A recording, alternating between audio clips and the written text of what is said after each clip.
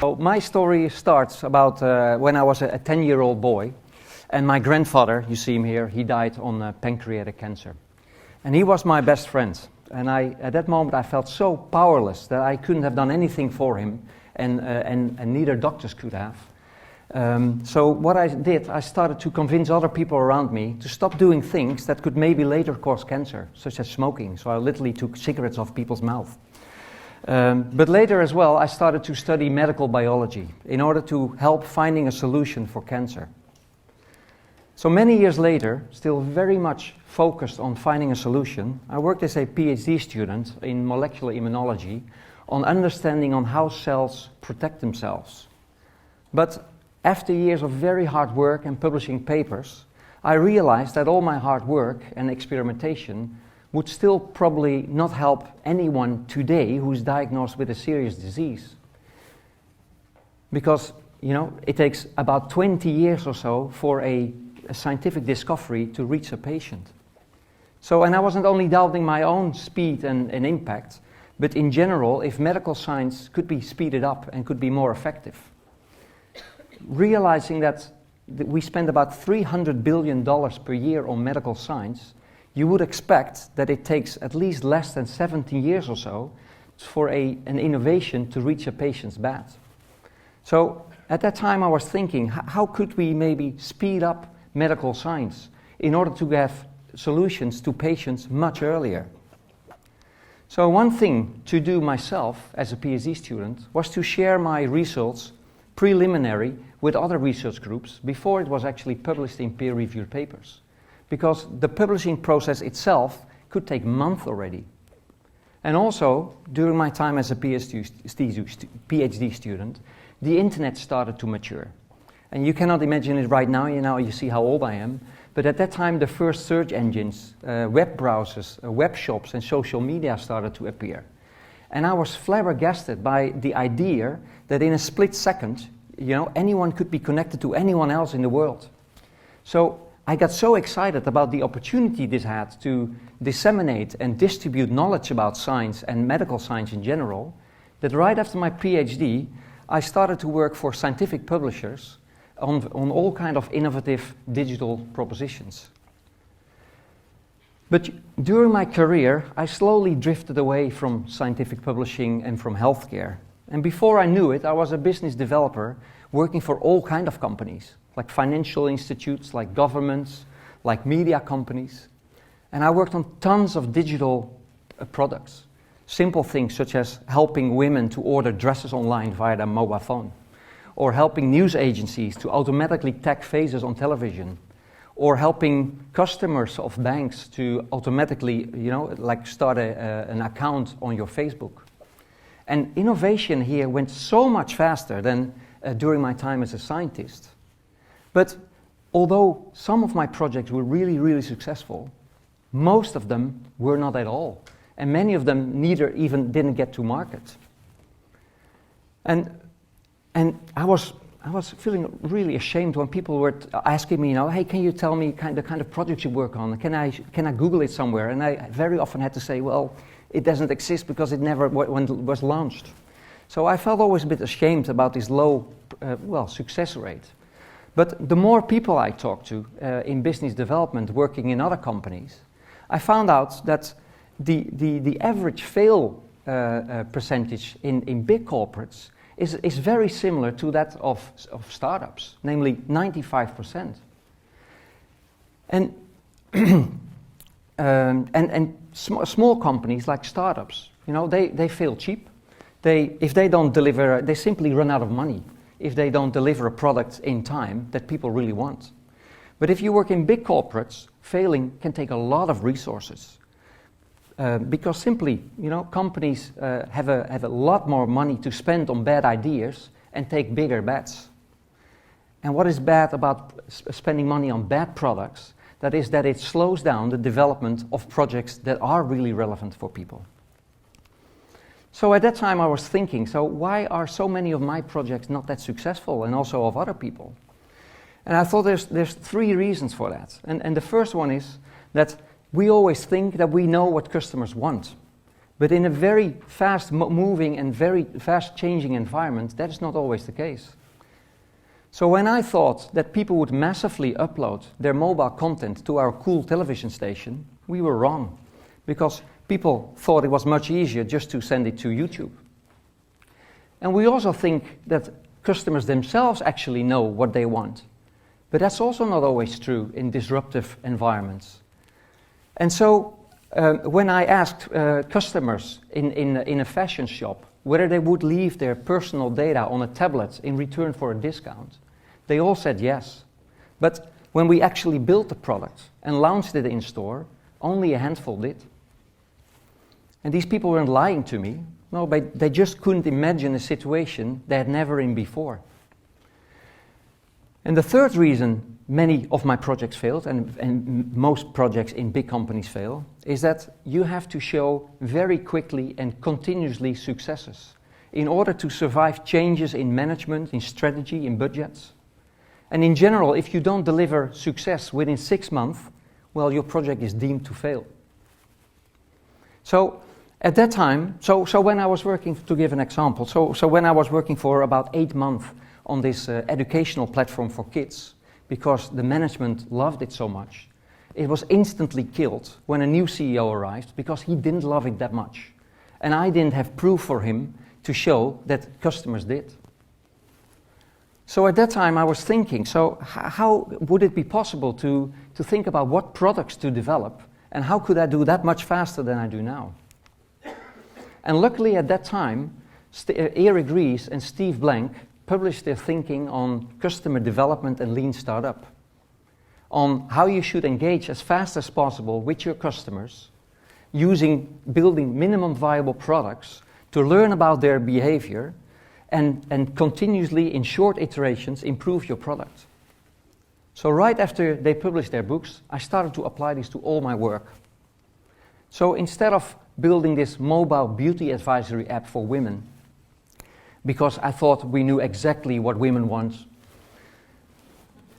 and because we thought exactly what kind of features they would need, we now worked with a small community of women with simple sketches and small prototypes. And instead of asking them, how much money would you pay for a service that they have never seen before, we just launched a simple website where they could pre-order the service without them actually knowing that it was only a prototype. And so, learning after learning, in short iterations, we build our product. And instead of spending 6 months on building all kind of nice Excel sheets with, numbers that look good, and building a product that we originally thought people would want, but in hindsight nobody did, we now had a minimum viable product in the market with real customers and very clear indicators to management that we were actually building a profitable business. So the innovations I worked on were really, relevant for the companies I worked for. But my interest in them started to decline slowly. And that was because a lot of people in my direct environment started to develop serious diseases. And I, over time, felt more and more guilty that I was spending my time and money and attention to problems and solutions I didn't really care about, building fashion stores. But also because at that time I was already, 15 years or so away from the medical science, I also doubted myself, like what can I still do? Can I still contribute to medical science or not? But that mindset of me changed in 2014, so not that long ago, when doctors found a melanoma in my family. And the very promising solutions I'd seen for that disease already a couple of years before, they were still not on the market. And I was kind of angry, and I was also, frustrated. And that was my wake-up call. And suddenly, from that moment on, I started to realize that something I learned in a totally different industry could now be applied to healthcare. Namely, my knowledge about business modeling, digital tooling, and applying lean startup. So from that moment on, I decided to spend my time and my attention to help organizations speed up health innovations in order to have patients, to get patients earlier access to sometimes life-threatening diseases. And so now I work at Philips in the Digital Accelerator. And Philips is one of the major health tech companies in the world. And there I work on things I do really care about. You know, we're helping parents from kids with diabetes to deal with it. We help preventing miscarriages in Africa by remote monitoring of women. And we're helping doctors to make better treatment decisions for cancer patients. And although applying Lean Startup in this very much regulated and complex area of healthcare is something completely different than just launching a mobile fashion store, it already has shown to be very, very effective. Already in a short time that I'm now applying this kind of work, we are showing that we are increasing the speed of innovation by a factor of 3.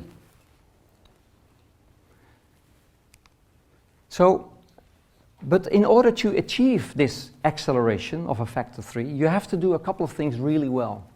And the first thing is that you have to create co-partnerships and co-creation partnerships with doctors and hospitals, because they have in-depth knowledge about diseases, and they have far better access to patients and trust with patients than we do.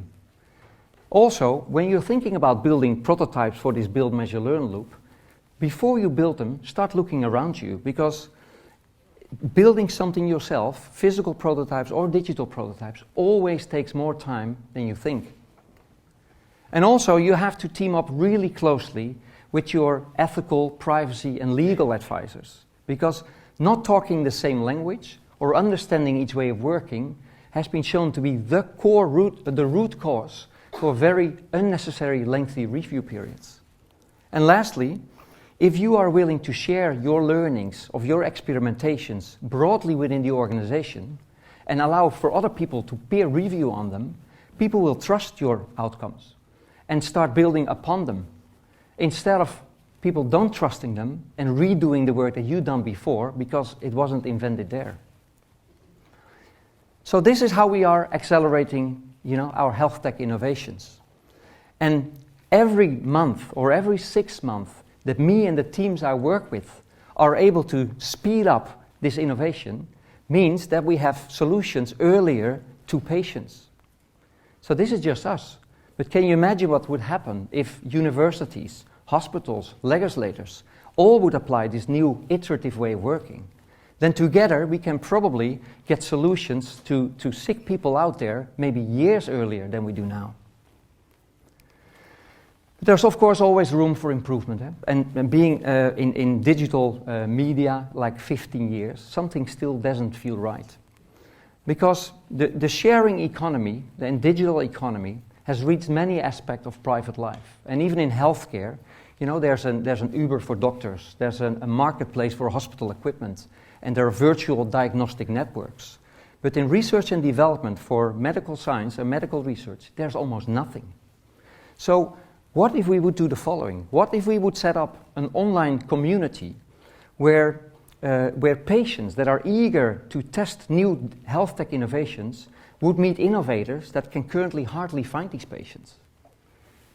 And what if we would set up an online marketplace where those who need prototypes could find those who can build them or can share them? And I've already talked to many students, more from research universities, and startups that are more than happy to share projects that are stopped or that failed, to share it with innovators for the good. And what if we would set up an online platform for the mandatory ethical review of patient experiments, where we would automatically match the scarcely available doctors based on their availability and on their specialty? And lastly, what if we would set up an online auctioning system where you could easily sell your learnings and your intellectual property, which is no longer core to yourself, but that could help others not to reinvent the wheel? This maybe sounds a bit far away from you, far stretched from you, but if we would all do this in the industry, this would, make it even so much faster than I showed you in the previous slides. So I know, of course, there's many reasons that this may maybe not work, because in general companies think like, why would I share something with someone else if it cost me millions to develop? And why would I help the competition? And there's probably regulation why this and that wouldn't work. But that's also what we thought 5 years ago about sharing your apartment or your car or medical equipment. And we also found solutions for that. And this is far more important than that. So this is my story up till now. I'm not done yet. But, and I hope it gives you some inspiration, because I would like to challenge you to really use all your creativity and your background in whatever field you are going to work to really help speeding up innovation, to create a better world faster. Thank you very much.